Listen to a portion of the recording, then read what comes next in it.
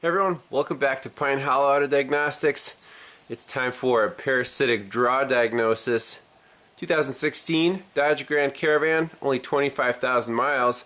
It's got the wheelchair conversion ramp, but that's not powered, so I don't think the draw is associated with any modifications. And why is it dark? Because we're using an infrared camera to start our diagnosis. Now, the current draw is 146 milliamps. Not huge, but it drains the battery in about a week, or a little less than that. So, we'll turn the light off and focus our FLIR camera on the fuse box. And you see there's the positive battery cable, and the only thing that's remotely warm is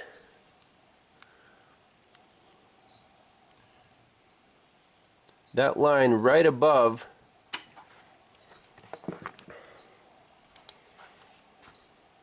the clamp, which is this metal circuit breaker. Now, is it metal? And is that causing the thermal camera to respond to it differently? I don't know, but let's pull it out and see what happens to our draw. Ready? That was not it. Okay. Our draw did not change when we reinstalled it. So, thermal camera is very useful in cases like this, but with a very small draw, sometimes the whatever fuse or component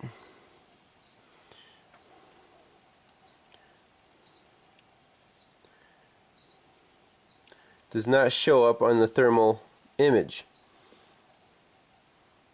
So next best thing is to take the voltmeter and do voltage drop tests on all the fuses. Now this clamp meter from ASTRO AI is actually very good and stable compared to the Craftsman. So if we start at 0, we go around this positive cable, we do see about 130 milliamps. Now again, you don't want to trust an amp clamp, but it's a good verification.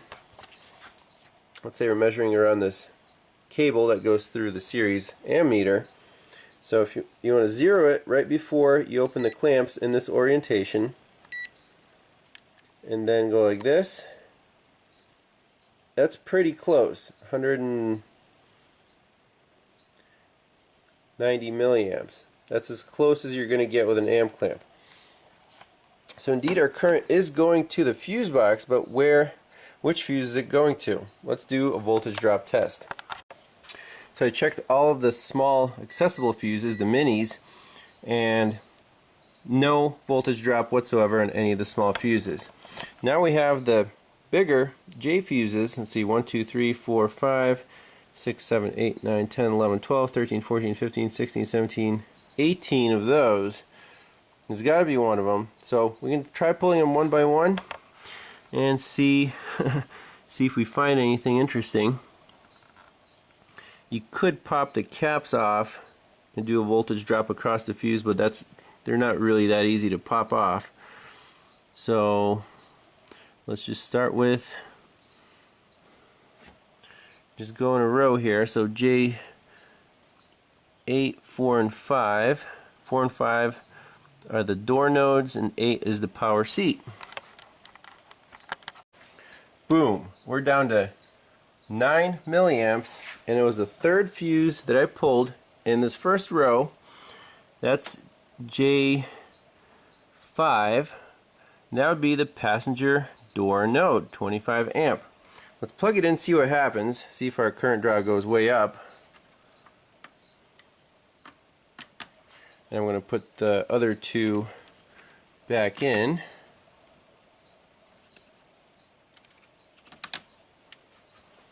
So about 150 milliamps. Let's just pull this one more time.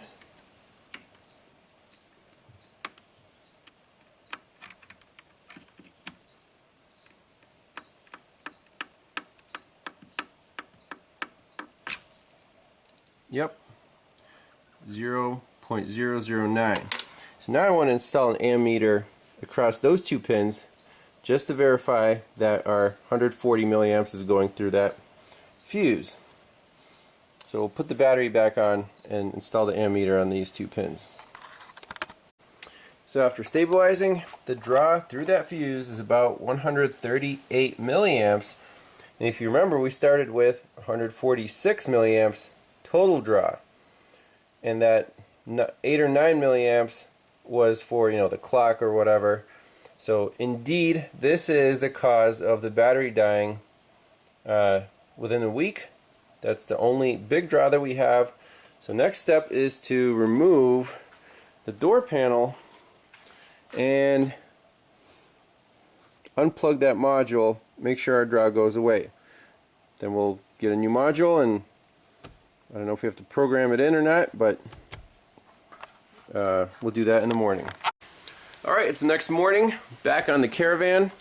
We still have the 140 milliamp parasitic draw on fuse J5. So what I want to do is put the fuse back in, get a scanner out, and just scan the whole vehicle for codes, just in case, see if there's anything reporting, if there's anything wrong with that module that is read by the scanner. But otherwise, we're going to tear the door panel off and replace that module. Alright, so let's unplug our ammeter, pop our fuse back in here, and get the scanner fired up. Alright, so I'm using the THINKTOOL Platinum S10 today. It's very similar to the THINKTOOL Pros and just has a couple of extra features like internet browser. So pretty much identical. They have a sale on these. Check out the link in the description. We'll turn the key on.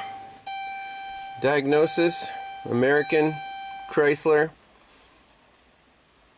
Okay. It's only got 25,000 miles on it. And the guy said that with this parasitic drain, and they only use it occasionally, it's not really usable because every time they try to use it, it's dead. So this is kind of a important repair for a van that gets used like a couple times a month.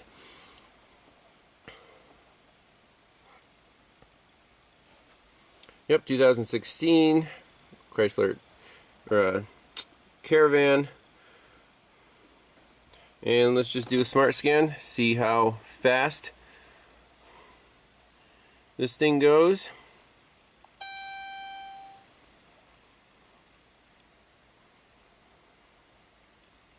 It's always a good idea to do a full code scan here. I'm sure we're going to have a whole bunch of voltage, system voltage low codes. Radio is aftermarket, and he said that the radio actually burned up twice, so he put in an aftermarket unit, and I think it's still unhooked.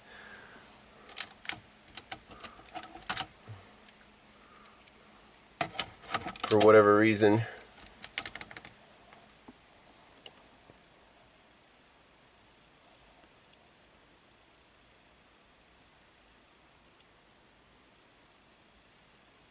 Well, let's do that again.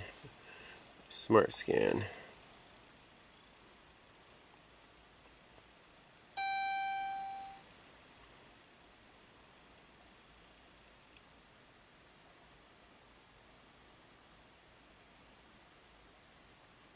So these are all on one one network, the CAN high. So you can't find the radio.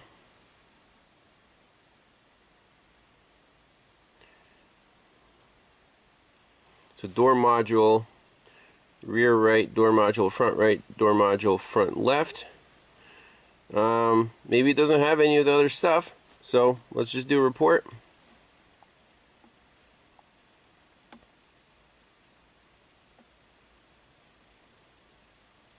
It's a lot of red.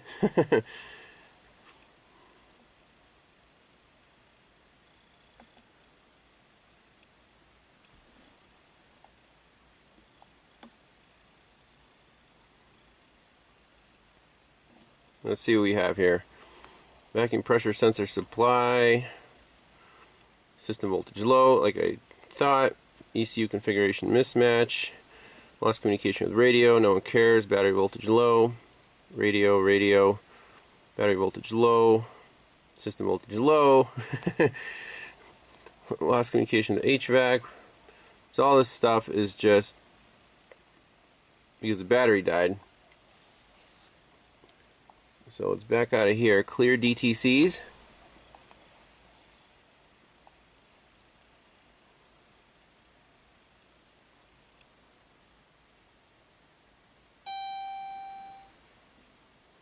So let's go through that and then go to the door module front right.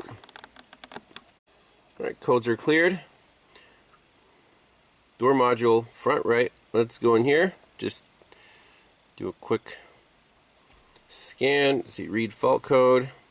So it's online. It's doing its thing. It's just not going to sleep.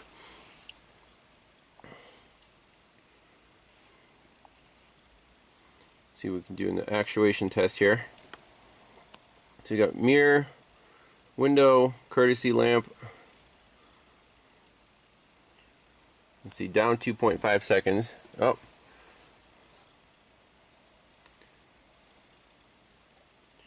It's already down. Up 2.5 seconds. Yep. That works.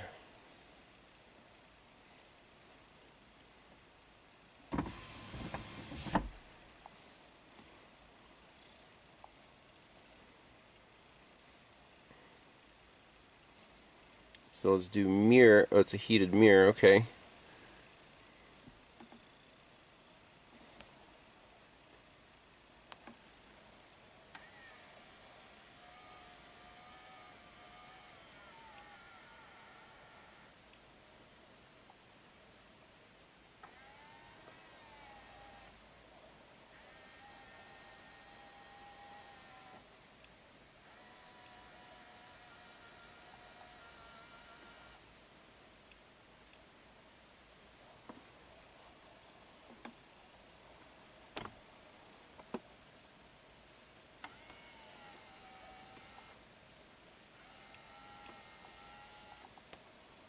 Very cool.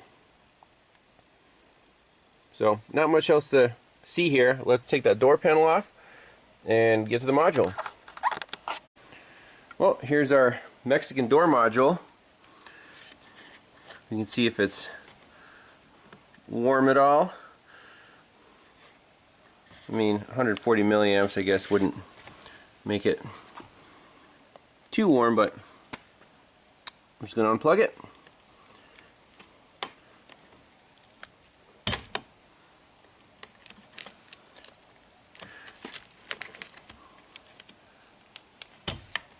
And then we'll put the van to sleep.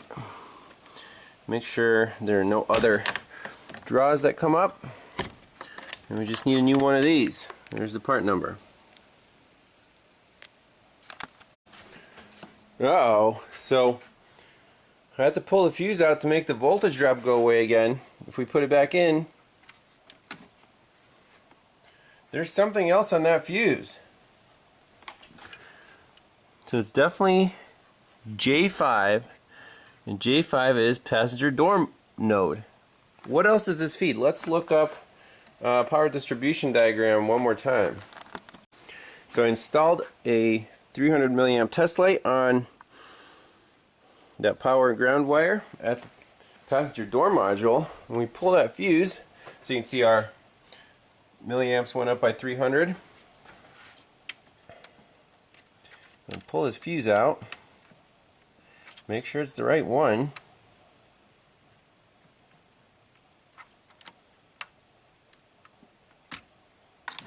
Go to 0.009. And our test light is out. So that definitely feeds this. What else could it feed? That doesn't make any sense. On the power distribution diagram,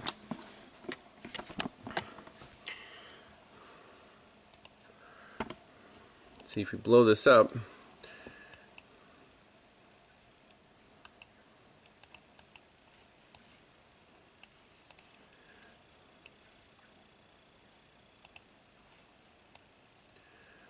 That's all it feeds. J5 25 amp fuse, red, light, blue wire, connector,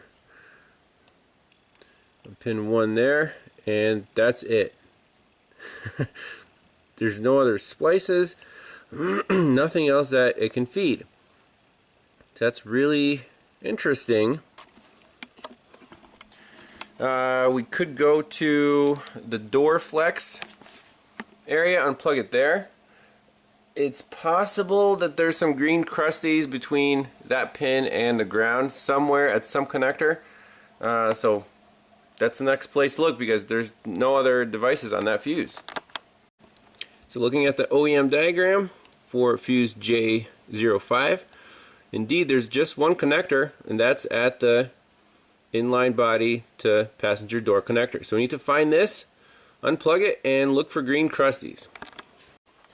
So it's interesting, I plugged the fuse back in with no test light, and we're up to 170 milliamps, and it's slowly dropping. That's telling me that there's corrosion somewhere connecting that power wire to a ground, and as that corrosion heats up a little bit due to the current, the amperage drops. So we're definitely on the right track. Let's find that pass-through connector. Alright, so here's our door harness. Let's unplug it, see what happens to our draw.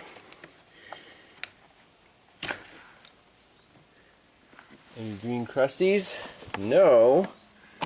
And our draw is still 148 milliamps on that fuse. How bizarre is that? What else could be connected to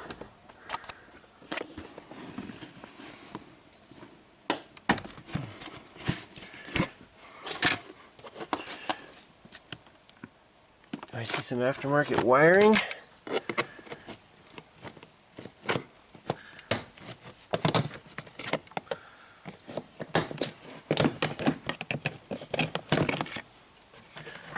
That. Pull this little panel off.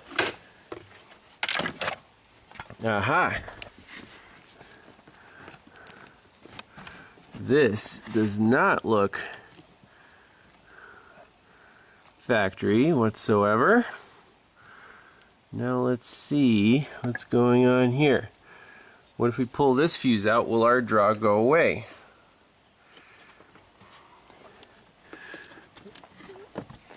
I don't know where that goes or what it's tied into. Let's see.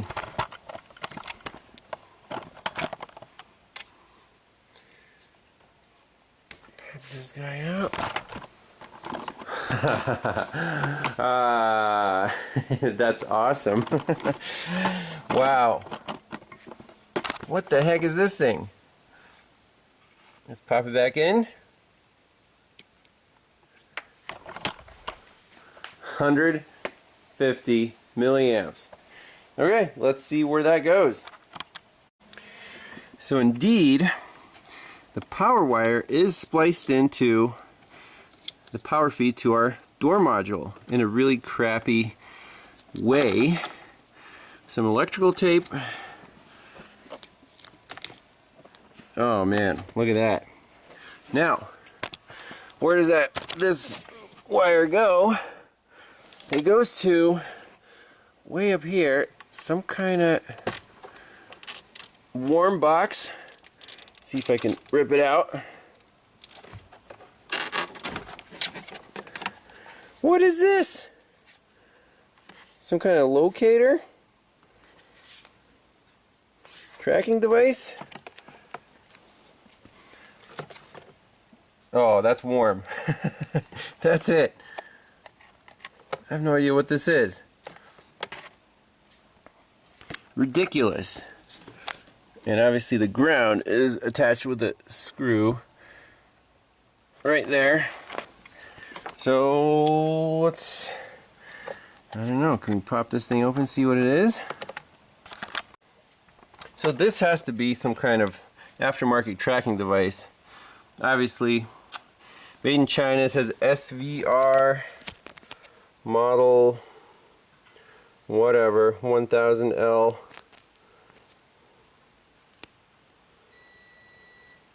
But that's it. Put all this back together, cut that crap out, and tell them, fix your problem. Don't really care if you don't have a tracking device anymore, because it's causing your van not to be usable.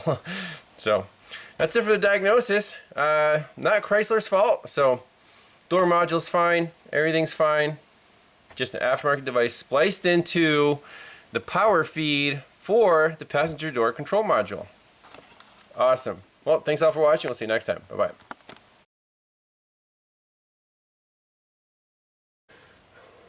Little bonus footage. Never felt so good to rip out cheap aftermarket garbage. The final shot will be doing a parasitic draw test with everything assembled, and this van is fixed. Now that's beautiful. Van's asleep. 9 milliamps. Excellent. That's better than some other new cars. So rule of thumb, you want to be less than 20 milliamps. Less than 10 is great. 30 is like borderline. Hey, you don't want to leave your car for more than a few weeks. Thanks all for watching. We'll see you next time. That was a good one. Bye-bye.